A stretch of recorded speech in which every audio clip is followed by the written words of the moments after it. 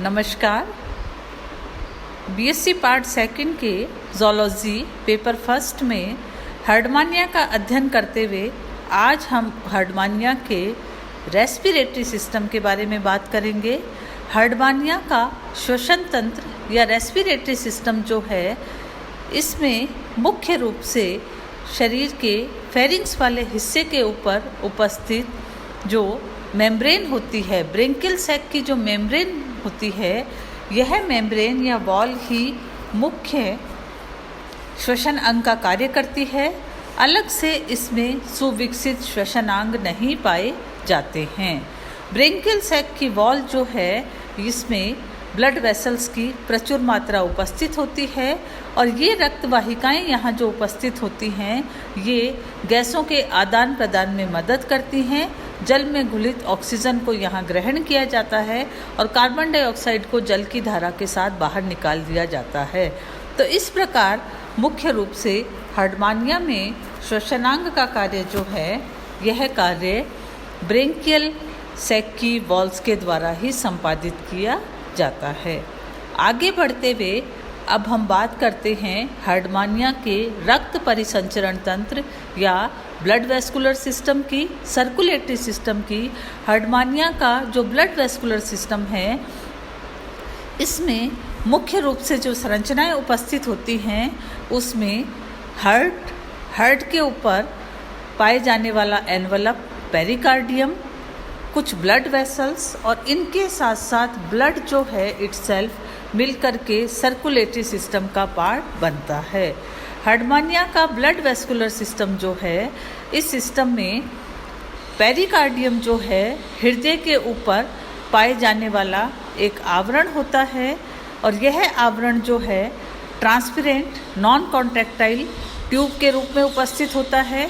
आकार की दृष्टि से पेरिकार्डियम जो एक बेलनाकार संरचना है, ये लगभग 7 सेंटीमीटर लंबी और 3 मिलीमीटर चौड़ी होती है।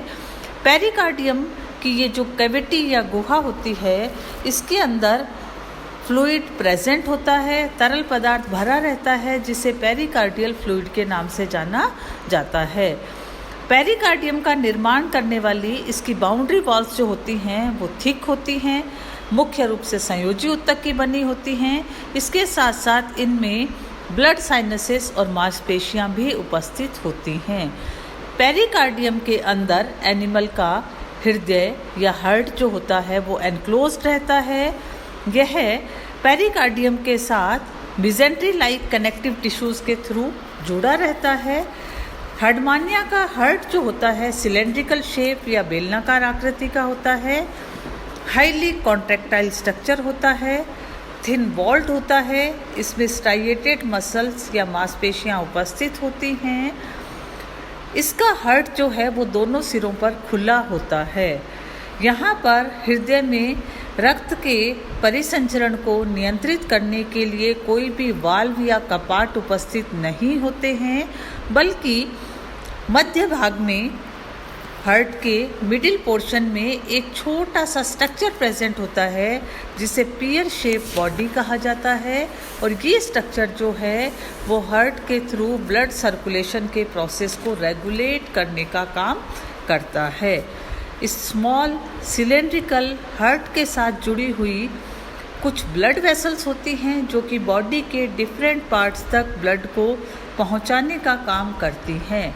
हर्डमानिया में मिलने वाली मेजर ब्लड वेसल्स जो होती हैं, उनके पास डेफिनेट वॉल्स प्रेजेंट होती हैं, किंतु कुछ छोटी छोटी स्मॉल वेसल्स प्रेजेंट होती हैं, जिनमें डेफिनेट वॉल्स प्रेजेंट नहीं होती हैं। सर्कुलेटरी सिस्टम को बनाने वाली 4 मेजर वेसल्स यहाँ प्रेजेंट होती हैं। सबसे पहली वेसल या वाहिका जो होती है, उसे वेंट्रल एओर्टा या अधर महाधमनी के नाम से जाना जाता है। यह ventral aorta largest vessel of the body होती है, सबसे बड़ी रक्त वाहिका होती है और इसका ओरिजिन हार्ट के वेंट्रल एंड से, अधर सिरे से यह वेंट्रल एओर्टा जो होती है, वो ओरिजिनेट होती है और ओरिजिन पॉइंट से निकलने के बाद में ये विभिन्न शाखाओं के द्वारा शरीर के कुछ हिस्सों तक ब्लड की सप्लाई करने का काम करती है। वेंट्रल एओर्टा की जो ब्रांचेस हैं उनमें सबसे पहली ब्रांच जो होती है उसे वेंट्रल टेस्ट वेसल के नाम से जाना जाता है। अधर टेस्ट वाहिका अकॉर्डिंग टू नेम ये शरीर के ऊपर पाए जाने वाले आवरण टेस्ट या ट्यूनिक के वेंट्रल सरफेस पर ब्लड की सप्लाई करने का काम करती है। इसके अलावा वेंट्रल एओर्टा से अराइज होने वाली 2 ब्रांचेस और होती हैं। एक होती है एंटीरियर हाइपोब्रेंकियल वेसल और दूसरी होती है पोस्टीरियर ब्रांच या पोस्टीरियर हाइपोब्रेंकियल ब्रांच। ये दोनों शाखाएं जो हैं ये छोटी छोटी उपशाखाओं में विभाजित होती हैं और ब्रेंकियल सेक की जो वॉल्स होती हैं उसके ऊपर बहुत सारी ट्रांसवर्स वेसल्स बनाती हैं जिनकी संख्या 40 to 56 पेयर्स तक होती हैं। यानी कि पूरा का पूरा ब्रेंकियल सेक की जो वॉल होती है उसके ऊपर anterior and posterior branch of ventral aorta जो हैं वो बहुत सारे ट्रांसवर्स या अनुप्रस्थ नलिकाओं के रूप में रक्त की सप्लाई करने के लिए एक नेटवर्क या जाल बनाती हैं। तीसरी शाखा जो वेंट्रल एओर्टा से निकलती है उसे पेरीफेरेंजियल वेसल कहा जाता है। ब्रेंकियल सेक का आगे वाला हिस्सा, फेरिंक्स का अगला हिस्सा जो प्री ब्रेंकियल जोन के नाम से जाना जाता है, इस भाग में पाई जाने वाली पेरीफेरेंजियल गुहा जो होती है उसमें ये रक्त की सप्लाई करती है। अगली शाखा का नाम है साइफोनल वेसल। यह साइफोनल वेसल ब्रेंकियल साइफन वाले हिस्से के अंदर 6 से 8 शाखाओं के रूप में रक्त की सप्लाई करती है और वेंट्रल एओर्टा के अंतिम पिछले हिस्से से एक ब्रांच निकलती है। यह ब्रांच फेरिंक्स का अंतिम भाग ईसोफेगल एरिया जो होता है उस तक रक्त को लेकर के जाती है। तो इस तरीके से वेंट्रल एओर्टा हार्ट के साथ connected major vessel, ventral aorta से बहुत सी शाखाएं निकलती हैं जो कि आहार नाल के मुख्य हिस्से फेरिंक्स वाले भाग को, ब्रेंकियल साइफन वाले भाग को और टेस्ट वाले रीजन को ब्लड की सप्लाई करने का काम करती हैं। दूसरी मेजर वेसल जो है इसे डॉर्सल एओर्टा कहते हैं। पृष्ठ महाधमनी, यह पृष्ठ महाधमनी हृदय के साथ सीधे जुड़े हुए नहीं होती है। यह छोटी छोटी शाखाओं के द्वारा वेंट्रल एओर्टा के साथ अपना संबंध बनाती है और यह मुख्य रूप से न्यूरल ग्लैंड वाला हिस्सा जो होता है, न्यूरल कॉम्प्लेक्स वाला हिस्सा जो होता है उसको ब्लड की सप्लाई करने का काम करती है। इसके अतिरिक्त इससे एक छोटी शाखा निकलती है जो ब्रेंकियल बास्केट में उपस्थित डॉर्सल ट्यूबरकल नामक संरचना को रक्त की सप्लाई करती है। इसके अलावा इससे 6 से 8 शाखाएं और निकलती हैं जो ब्रेंकियल साइफन वाले हिस्से को रक्त की सप्लाई करती हैं।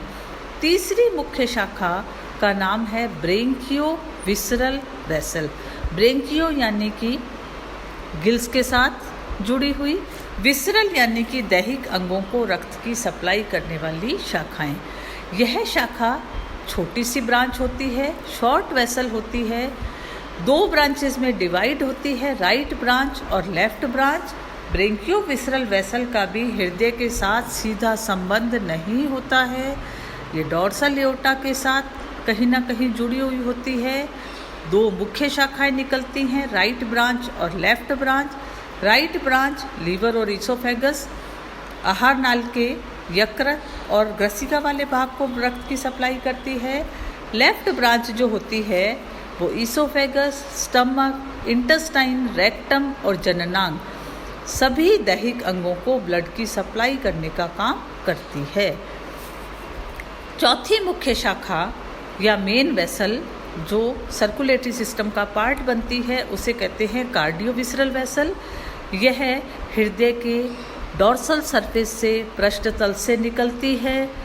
इसकी शाखाएं जो होती हैं वो शाखाएं राइट हिपैटिक ब्रांच के रूप में लीवर को, ईसोफेगस को, टेस्ट वेसल्स के रूप में टेस्ट वाले या शरीर का जो आवरण होता है उसको रक्त की सप्लाई करती है। इसके अलावा इससे कुछ शाखाएं और निकलती हैं जिन्हें main dorsal branch, main middle branch और मेन वेंट्रल ब्रांच के नाम से जाना जाता है।